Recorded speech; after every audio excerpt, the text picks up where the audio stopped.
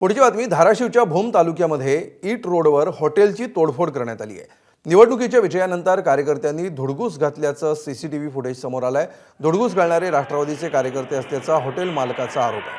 हॉटेलमध्ये टेबलवर नाचत विजयाचं सेलिब्रेशन ते करत होते।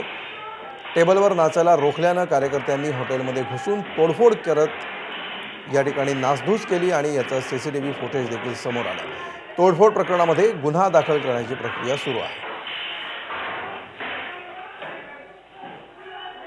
दत्ताभाऊ भोऱ्यांचे कार्यकर्ते होते ते आणि विजय रॅली चालू असताना 4-5 जण आले ते जेवण करण्यासाठी। मग टेबलवर उभं राहून ते नाचत होते। मग त्यांना म्हणलं बाकीच्या गिरायकांना डिस्टर्ब होऊ नये, हे तुम्ही नाचू नका, तुम्ही जेवण करा, हे करा। मग इथनं ते निघून गेले। निघून गेल्याच्या नंतर 5-25 लोक 15-20 मिनिटांनी 5-25 लोक घेऊन आले आणि पूर्ण हॉटेलचे तोडफोड केले। आमच्या महिला कामगाराला मारहाण केली, आमच्या ह्यांना पूर्ण मारहाण केली आणि पूर्ण हॉटेलचं टोटल लॉस करून गेले। एबीपी माझा, उघडा डोळे बघा नीट।